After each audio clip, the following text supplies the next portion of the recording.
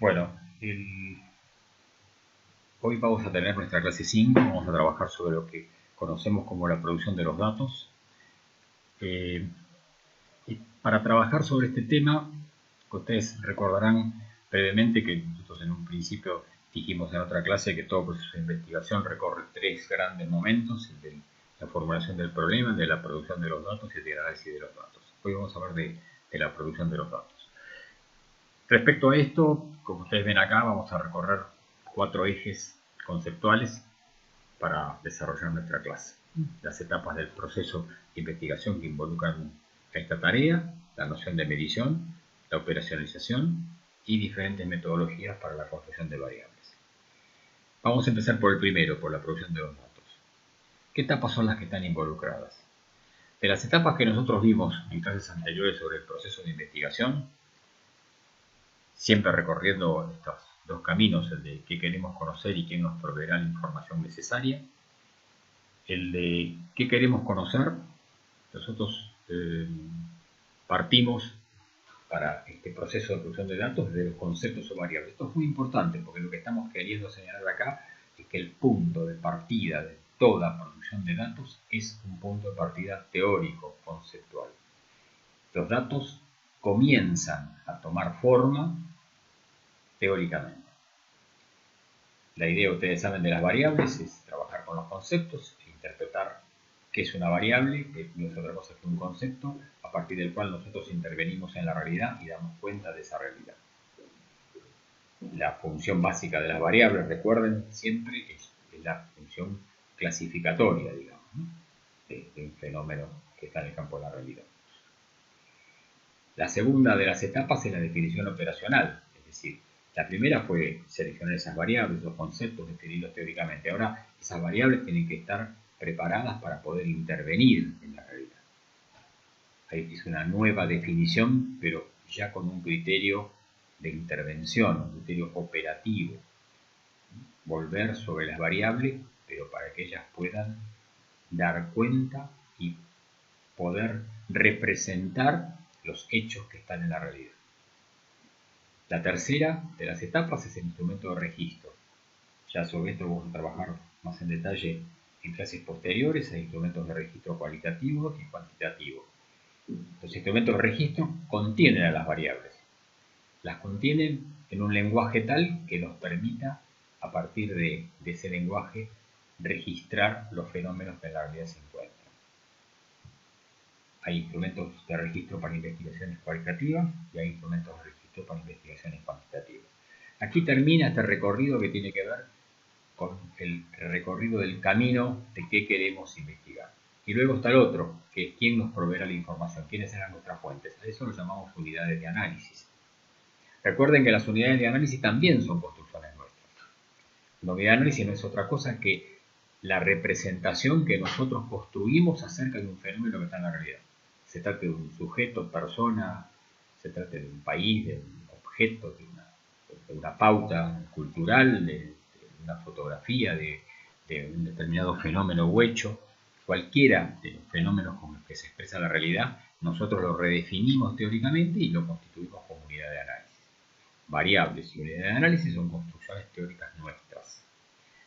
Estos dos caminos finalmente se encuentran en lo que conocemos como el trabajo de campo, que es el momento en donde aplicamos nuestros instrumentos de registro, es donde registramos los observables que tenemos en la realidad a partir de estas variables y estas unidades de análisis que hemos definido. Y finalmente, el procesamiento, que sería algo así como el momento en el cual nosotros esos registros los organizamos de manera tal que posteriormente podamos, tanto cualitativa o cuantitativamente, analizarlos.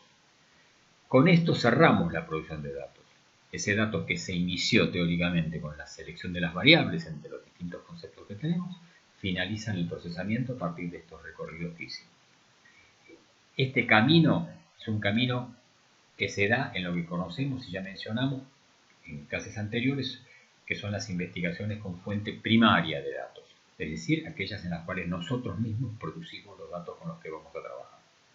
Y estas son las etapas que hemos recorrido. Ahora vamos a pasar al segundo eje que se menciona anteriormente, que apunta a hablar de la noción de medición. La medición está asociada fuertemente a esta idea de producción de datos. Hola, bueno, ahora me sumo yo, Gabriela, a la clase de hoy, a esto que continuamos. Cabe recordar que, tal cual lo señalamos en las primeras clases, la noción de medición va a tener que ver inexorablemente con la teoría en el proceso de investigación, ¿sí? Entonces volvemos a retomar a Bourdieu diciéndonos que digamos, no vamos a poder definir el objeto de estudio ni construirlo, sino desde una problemática teórica que nos va a permitir someter a un examen sistemático los aspectos de la realidad que vamos a querer abordar. Y es muy importante, también lo señaló él, lo señalaron otros y otras investigadores e investigadoras, que la teoría atraviesa todas las etapas del proceso de investigación, desde obviamente la concepción de partida, el planteo de los objetivos, las hipótesis, la definición de los instrumentos de medición, la elaboración de estos instrumentos, la recolección de la información, la codificación, la definición del plan de análisis y las conclusiones. Algo que parece tan sencillo a veces que como construir un sistema de categorías va a tener que estar inexorablemente vinculado con la teoría. Por supuesto que depende, como mencionó Néstor antes, de qué variables estemos trabajando para que esta decisión respecto de las categorías sean más complejas o no. Pero yo siempre señalo que en temas de investigación como los que trabajamos respecto de las clases sociales, no van a ser las mismas categorías que se construyan de clase social, depende de la perspectiva teórica que se asuma. Si uno asume una perspectiva más de corte neomarxista, se distinguirán ciertos tipos de clases. Si se asume una definición de corte neoweberiano, se asumirá otro tipo de categorización. Y eso efectivamente está atravesado y vinculado con la postura teórica y esta idea de que la teoría atraviesa todas las etapas del proceso de investigación. También es importante recordar que la teoría no es un modelo estructurado a constatar ni que surge del diálogo con los datos. Tampoco es un espejo ni un emergente de la realidad. Hay una cita de Bourdieu que nos gusta siempre recordar, que es aquella que remite a que lo real no tiene la iniciativa, puesto que solo puede responder si se lo interroga. Y se lo interroga desde una perspectiva, ¿no? Desde una perspectiva teórica. Entonces, efectivamente, el proceso de construcción de datos nos va a remitir al proceso de medición en la ciencia y en las ciencias sociales. Y viene bien recordar qué nociones tenemos respecto de lo que es medir.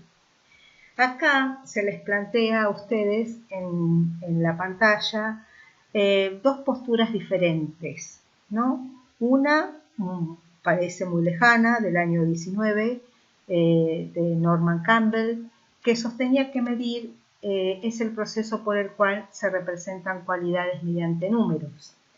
Y Marradi en el 2007, de manera mucho más cercana, sigue compartiendo de algún modo esta postura, señalando que es un abuso terminológico llamar medición a la clasificación y aún al ordenamiento. Sin embargo, para otros autores como Canales, la medición se refiere tanto a la cualificación o a la cuantificación de una variable para un estudio dado, y justamente la clasificación básica de las variables es lo que permite asignar distintos valores cualitativos o cuantitativos para los diferentes fenómenos de estudio. Omar Barriga, que es otro profesor chileno que se dedica a las cuestiones metodológicas, señala muy acertadamente que la medición no es un procedimiento cuantitativo cuyo resultado es un número, sino que es un procedimiento intelectual para determinar cómo voy a realizar una observación con algún tipo de parámetro que me permita comparar mi observación con otras observaciones. Y esto es importante porque también nos permite remitir la idea de la medición también a la investigación cualitativa. Probablemente con caminos y recorridos diferentes, pero también a la hora, es bueno resaltar que a la hora de buscar parámetros para la comparación y para realizar observaciones también estamos midiendo. Decimos que la medición es un proceso en ciencias sociales, ¿por qué? Porque va a transitar distintos momentos. Decíamos que se inicia desde el planteo del marco teórico de los conceptos, que definen los límites del escenario donde va a actuar el investigador, y luego va a continuar con la selección y definición teórica de las variables. Por lo tanto, este proceso se va a apoyar en un trípode que va a estar constituido por la unidad teoría-método, desde la cual vamos a aproximarnos a la realidad. Desde allí nos vamos a remitir a la construcción de los datos y una vez que tenemos estos datos construidos, volvemos y nos volvemos a nutrir de esta teoría-método para poder, reformularlos, interpretarlos y poder avanzar en el proceso de investigación. Hay otro momento en el proceso de medición que denominamos operacionalización. Y entonces, ¿qué nos resulta conveniente resaltar de este momento?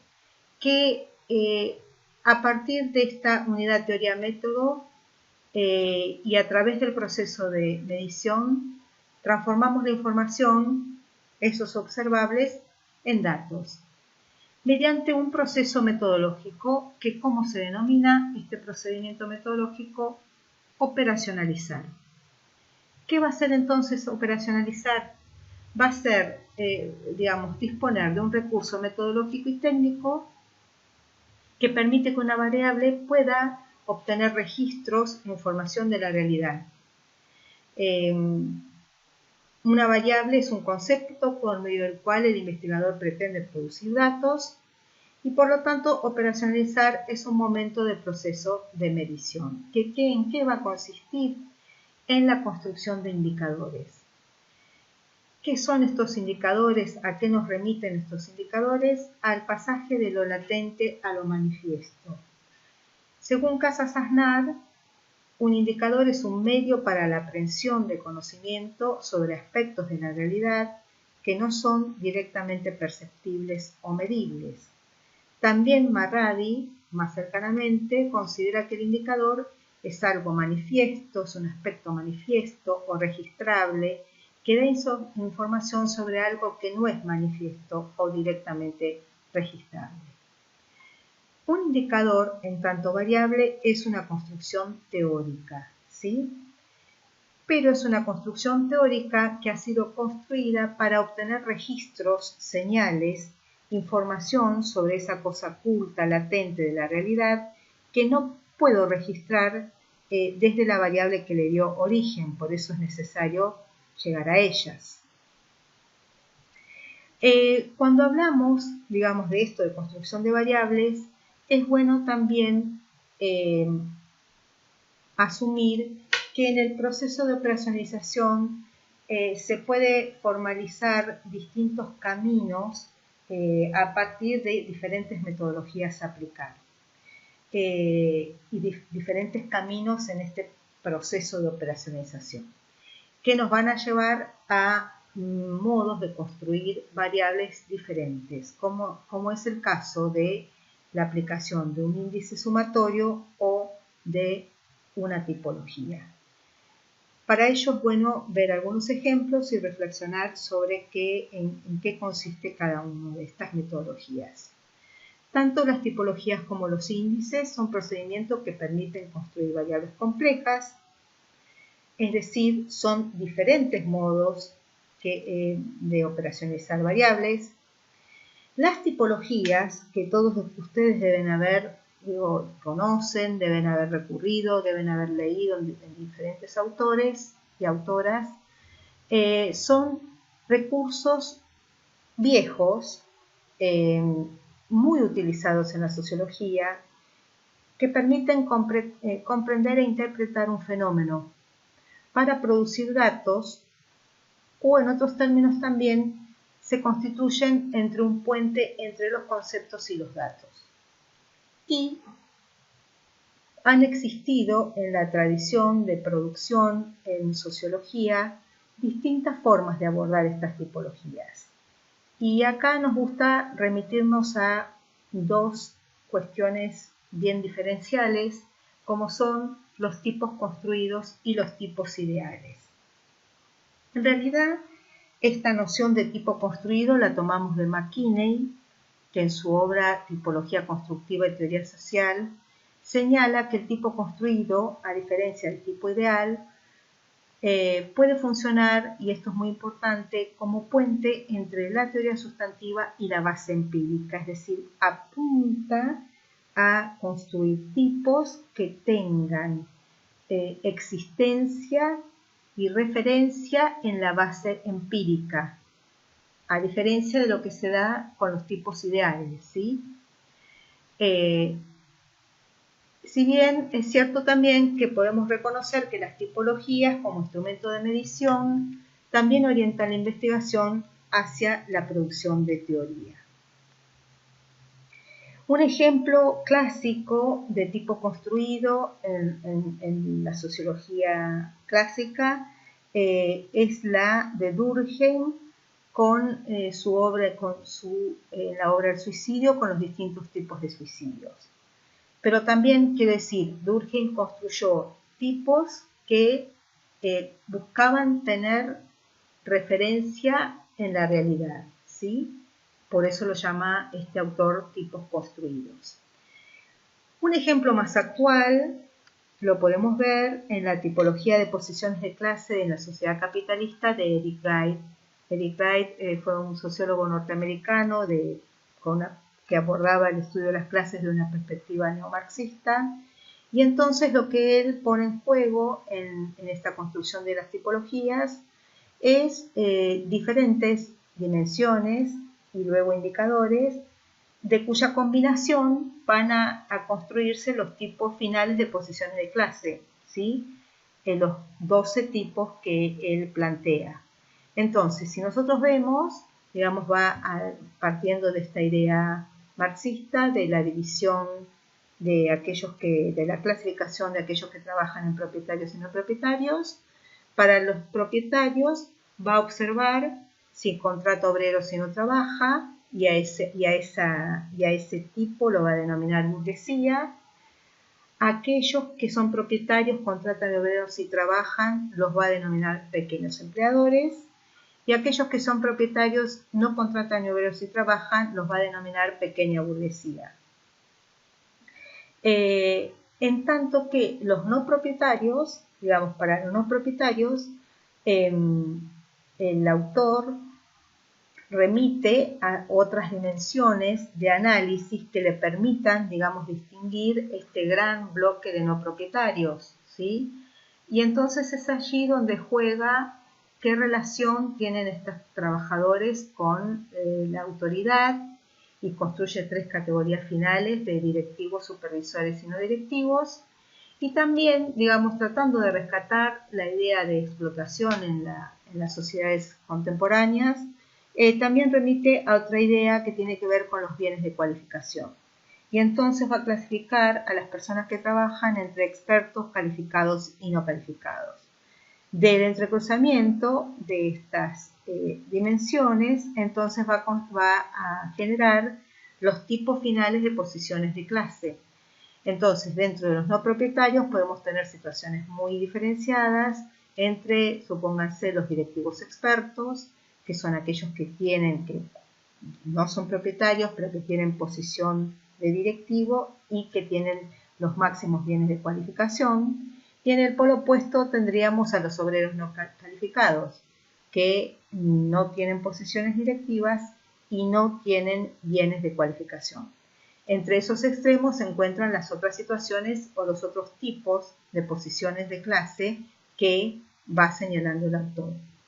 Entonces, como verán, este tipo de tipología lo que hace es busca clasificar las personas que trabajan según su clase social y busca clasificar los casos concretos de la realidad, ¿sí? Por eso lo denominamos tipos construidos. También, cuando se construyen tipologías con varios indicadores, pueden utilizarse en la actualidad técnicas multivariadas, con el objetivo de reducir estos espacios de propiedades, el entrecruzamiento de los distintos indicadores y ganar en una capacidad analítica. Una de las técnicas bastante utilizadas para la construcción de tipos es el análisis de clúster o de conglomerados, donde cada conglomerado va a representar un tipo.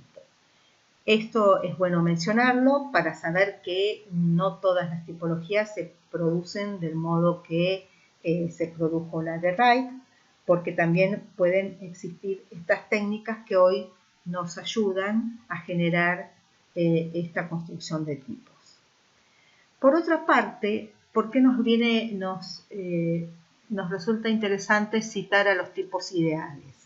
Porque en realidad nosotros venimos diciendo desde el inicio del curso que es la postura, la perspectiva que tenemos con Néstor y con el equipo docente de, digamos, rescatar que la metodología no está divorciada de la teoría y que aún aquellos investigadores clásicos en su momento también recurrieron a diferentes instrumentos, técnicas, recursos que les permitieron construir sus hipótesis, sus conclusiones, sus descripciones, ¿sí? Y bueno, dentro de ese marco, un pensador como Weber recurrió a estos tipos ideales, ¿no? Que no solamente los utilizó Weber, sino que en la actualidad Bauman también recurrió a ellos. Él en su obra Vida de Consumo justamente hace toda una defensa de por qué va a utilizar los tipos ideales como recurso y los describe y dice: no son descripciones de la realidad, son herramientas utilizadas para analizarla, permiten para qué sirven, ¿no? Podríamos preguntarnos sirven porque nos permiten dar coherencia narrativa a la abrumadora, caótica evidencia de la experiencia humana. Entonces, justamente no va a buscar clasificar caso por caso, sino que va a construir estos tipos ideales para dar estas interpretaciones que él va a asumir en su obra, ¿sí? Entonces va a describir el consumismo versus el consumo, y esto lo va a definir como tipos ideales. El consumismo se va a corresponder con la sociedad de los consumidores y el segundo con la sociedad de los productores, en la cual el trabajo cumplía un rol axial. Él empieza a distinguir estos tipos de sociedades según qué valor y qué valoración se le daba al trabajo. Entonces, hasta ahí vimos, digamos, dos recursos y dos apelaciones a la construcción de tipologías con fines diferentes, ¿sí? Uno más centrado en una cuestión interpretativa, como es el tipo ideal, otra que busca clasificar casos concretos para poder interpretarlos y comprenderlos. Por otra parte, mencionamos que hay otro modo de construir variables complejas, que es a través de los índices sumatorios. Este es un procedimiento para construir variables mediante la sumatoria de puntajes asignados a cada uno de los indicadores.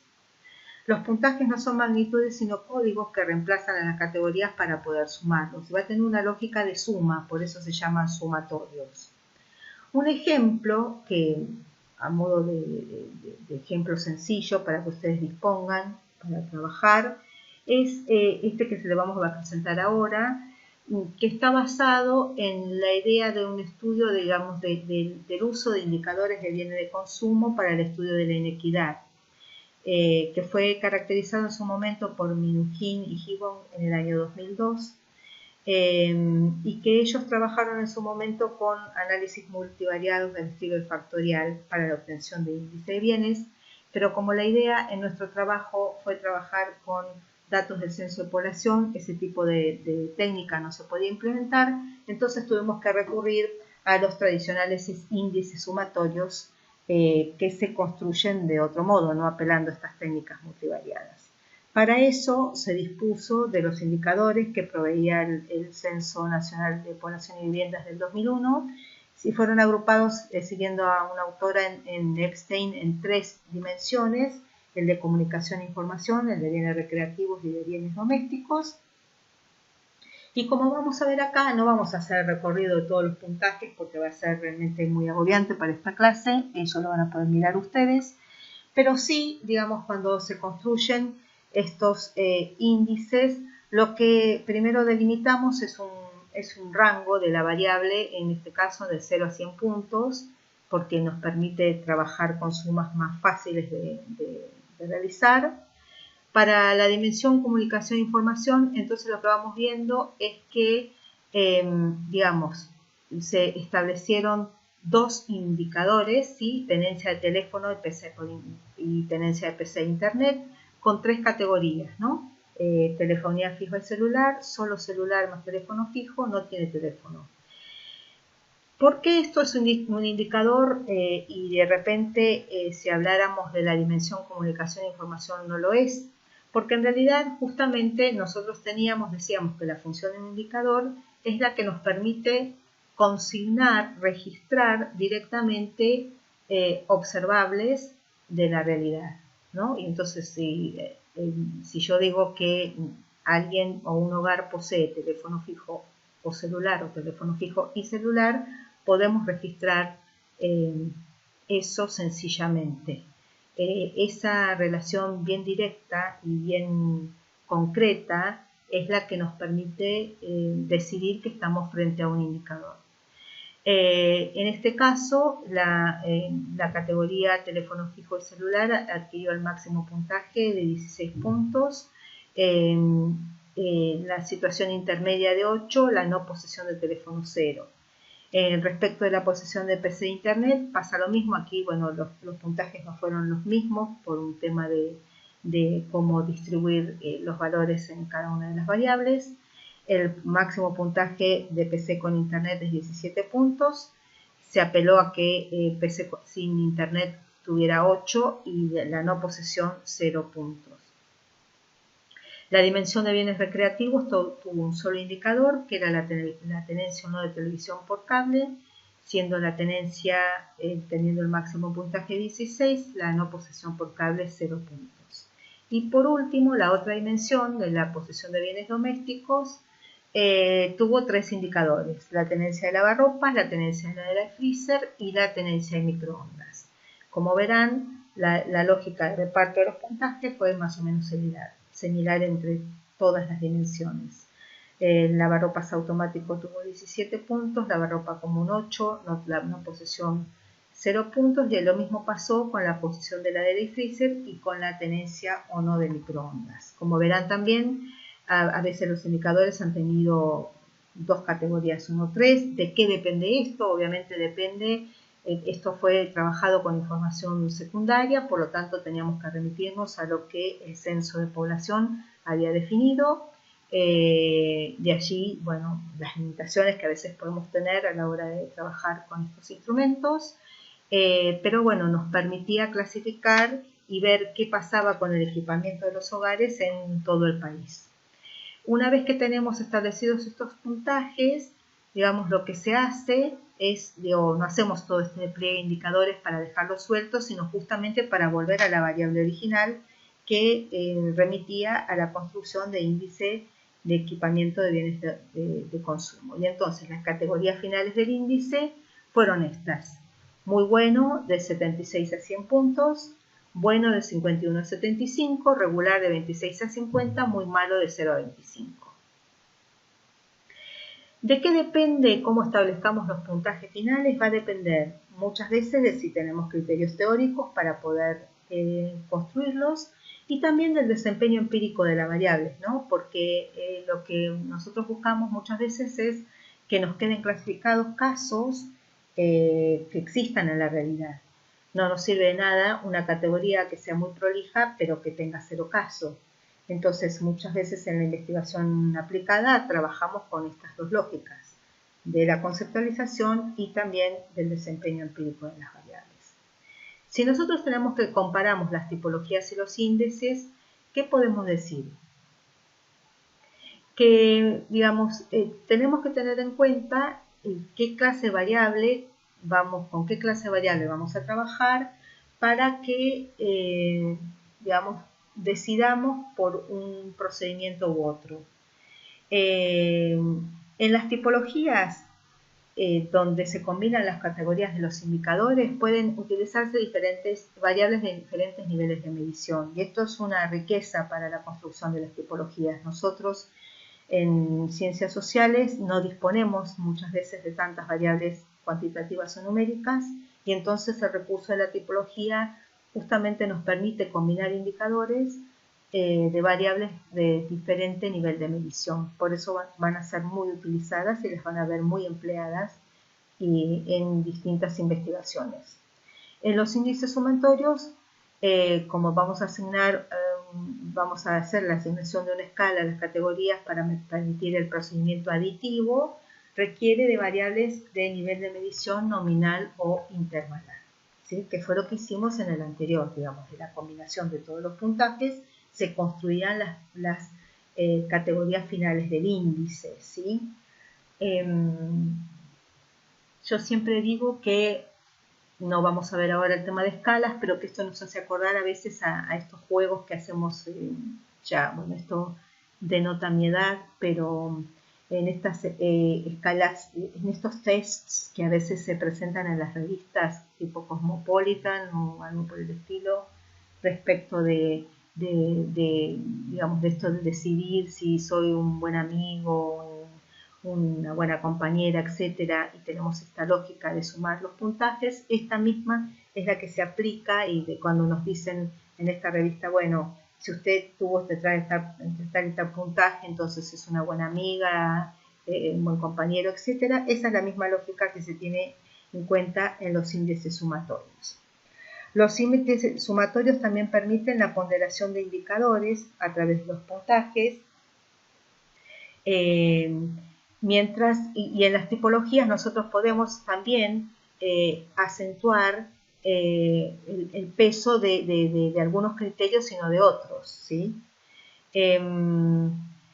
También las tipologías permiten realizar la reconstrucción de los tipos a partir del proceso que se denomina proceso de sustitución. Vemos los tipos finales y vemos cuál fue la lógica que se tuvo en cuenta para llegar a ese tipo final. Los índices sumatorios son de uso habitual en la investigación cuantitativa, y las tipologías se utilizan tanto en la investigación cualitativa como en la investigación cuantitativa.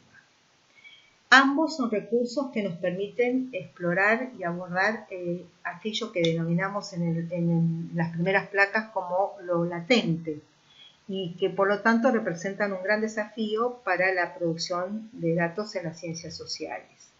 Por último, todo proceso digamos, de medición requiere de cumplir determinados requisitos. Unos que son inherentes a la operacionalización, como son cumplir con los requisitos de la validez y la confiabilidad. La validez hace referencia a un aspecto más teórico de la medición, que tiene que ver con esta idea de poder, digamos, dar cuenta de que estamos midiendo lo que queremos medir efectivamente. Y la confiabilidad hace referencia a un aspecto más técnico de la medición, que es la que nos permite garantizar que si repitiéramos en igualdad de situación aplicáramos la misma vara de medición, deberíamos tener los mismos resultados, ¿sí? Existen procedimientos para juzgar la validez y confiabilidad. La validez, digamos, se la juzga muchas veces desde una validez de constructo, generando hipótesis, donde tratamos de ver este fenómeno del índice de equipamiento o de las tipologías de posiciones de clase, con cuáles otros fenómenos están asociados, y a partir de ahí ver si esas mediciones que generamos tienen congruencia con lo que se espera desde las hipótesis. Y también hay otros procedimientos técnicos para abordar la confiabilidad, que ahora nos va a dar el tiempo en la clase para abordar. Y hay otros requisitos que también deben cumplirse a la hora de, que son externos a la operacionalización, pero que es necesario tener en cuenta, que es guardar una buena relación entre el instrumento de registro y las variables, y a la adecuación de las tareas de campo al instrumento de registro y a la población de estudio. Y esto es importante porque si no cuidamos las tareas de campo, no vamos a lograr tener buenas mediciones tampoco. No solamente nos tenemos que quedar con estas cuestiones más técnicas, sino también con esta cuestión de no descuidar el trabajo de campo. Bueno, con esto entonces cerramos la clase 5 y nos encontramos en las próximas clases.